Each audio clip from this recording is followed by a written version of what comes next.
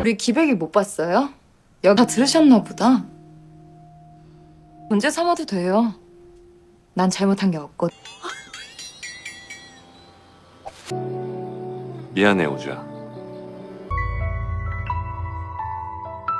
Kali ini Minet akan membahas drama Korea yang berjudul Frankly Speaking. Tanpa berlama lagi, episode 8, mari kita review. Setelah selepetan tadi malam, esok harinya mereka menjadi sangat canggung satu sama lain. Ternyata acara Wuju sukses besar. Berbeda dari biasanya, semua orang kini di kantor menyapa Wuju. Tapi karena Wuju menjadi pemain di acara, Wuju pun dilarang untuk datang ke kantor dan terlibat lagi dengan timnya. Di tempat lain, Unbaek membuka kembali tempat fitnessnya dan begitu terkejut karena pelanggan pertamanya adalah wanita yang disukai. Hubungan Ki-baek dan Ayat perlahan membaik seiring Ki-baek sering berada di rumah. Ibu Wuju diajak makan siang bersama dengan kekasih dan ibunya. Dan seolah sudah terbiasa dihina dan dimaki, Ibu Wuju menerima itu semua dan tetap sabar. Yang ternyata ibu kekasihnya itu sudah mengidap demensia. Tampak Ibu Wuju menahan tangisnya. Salon Ibu Wuju kemudian kedatangan pengunjung seorang wanita paruh baya yang terlihat lemah, pucat, dan memiliki bekas luka di lengannya. Wanita itu meminta dilakukan semua treatment yang pengerjaannya membutuhkan waktu lama. Ibu Wuju pun kebingungan.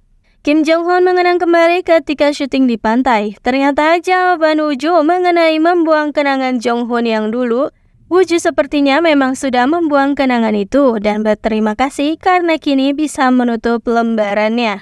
Jong-hoon tertolak secara halus. Wuju akhirnya membantu rekannya di acara, namun sungguh gawat. Tiba-tiba bintang tamunya tak bisa hadir untuk syuting. Wuju mencoba mencari bantuan dan yang datang ternyata adalah Song Ki-baek dengan berpakaian sangat rapi. Wuju begitu sangat berterima kasih. Dan tema acaranya adalah mencicipi makanan di sebuah restoran yang terkenal dengan penjualnya yang selalu memaki pengunjung. Namun ternyata itu hanyalah sebuah trik dari si anak agar restoran itu menjadi viral. Namun Ki-baek dan mulutnya membuat masalah lagi. Ia membuat anak pemilik resto menghentikan syuting karena tak suka dengan dialognya. Karena Ki-baek sudah dengan jujur mengatakan jika masakan nenek itu lebih baik yang dulu dibandingkan yang sekarang, yang telah mengikuti perkembangan zaman. Si nenek tampak luluh dipuji-puji seperti itu, padahal anaknya marah-marah tak terima. Wuju awalnya ingin memberi pengarahan pada Ki-baek, tapi karena Ki-baek dengan yakin jika makanan versi yang dulu itu lebih enak, Wuju pun akhirnya optimis kembali. Wuju lalu berbicara pada nenek pemilik kedai. Ia menyerahkan segala keputusan pada nenek itu. Dan akhirnya dengan percaya diri, nenek itu mengumumkan untuk memulai syuting dari awal. Ia akan kembali memasak dengan sepenuh hati. Kini ia pun bisa tegas pada anaknya. Sutradara begitu puas dengan kinerja Ki-baek. Sedangkan Kim Jong-hoon begitu kelelahan dengan jadwal pekerjaannya, tapi terlihat ia memaksakan diri. Ajuma yang kemarin datang lagi ke salon. Ia ingin mengganti warna rambutnya juga dikeriting. Tingkah yang sungguh aneh. Siapa sebenarnya Ajuma ini?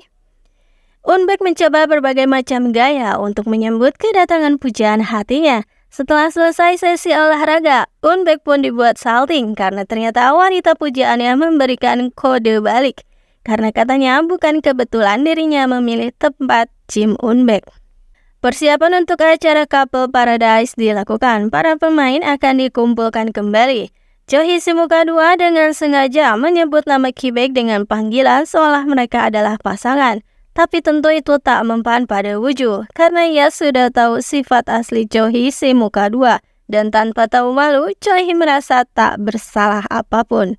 Syuting belum dimulai, tapi Ki-baek sudah mendalami peran sebagai pembuat kue beras. Dan ia menjadi kesal karena melihat Wuju berpasangan dengan Jong-hoon dan melihat Jong-hoon membantu memakaikan sepatu Wuju yang terlepas. Ki-baek tak bisa menyembunyikan perasaannya. Ia terus menatap Wuju dan membuat kue berbentuk hati selama syuting. Jong-hoon dan Chohee bisa menyadari hal itu, tapi orang lain malah mengira jika Wuju balikan lagi dengan Kim Jong-hoon. Ki-baek didatangi Direktur Kim Jong-hun. Tampaknya ia tertarik menjadikan Ki-baek sebagai artisnya. Setelah syuting selesai dengan hati-hati, Ki-baek dan Woo-ju pulang bersama. Woo-ju yang kesal memarahi Ki-baek karena tadi mereka hampir ketahuan. Ki-baek pun ngambek karena tadi tak ada momen mereka bersama. Karena terus menggerutu, Woo-ju pun berhenti dan mengajak berfoto bersama di mesin sebuah taman. Sedang jalan berdua dan berpegangan tangan, keduanya malah tak sengaja terpergok oleh ayah Ki-baek. Dengan konyol, ayah Ki-baek berpura-pura sedang latihan tinju, padahal jelas-jelas beliau melihatnya. Woo-ju salting dan segera berlari, dan esok harinya, tiba-tiba Kim Jong-hun datang sebagai pelanggan di salon ibu Woo-ju. Dan dengan air mata yang mengalir, Jong-hun meminta maaf karena telah membuat Woo-ju terluka dengan membohongi orang tuanya mengenai kondisi keluarga Woo-ju. Niatan awalnya hanya ingin melindungi Woo-ju dari cibiran orang-orang. Percakapan itu ternyata didengar oleh Woo-ju. Sedangkan di tempat lain, Ki-baek meeting dengan direktur agensi Jong-hun dan mengajak temannya. Ia pun di makeover. Ki-baek ditawari untuk bergabung dengan agensi, tapi Ki-baek ingin mendiskusikan masa depannya dengan Woo-ju karena ia ingin memiliki suatu hubungan dengan Woo-ju. Namun status keduanya masih belum jelas. Temannya pun menasehati untuk mengutarakan niatnya saja langsung pada Woo-ju. Tak perlu menunggu lama lagi. Sedangkan Kim Jong-hun dengan wajah yang lesu, ia meminta maaf kembali pada Woo-ju meskipun sudah terlambat. Woo-ju kini sudah legowo.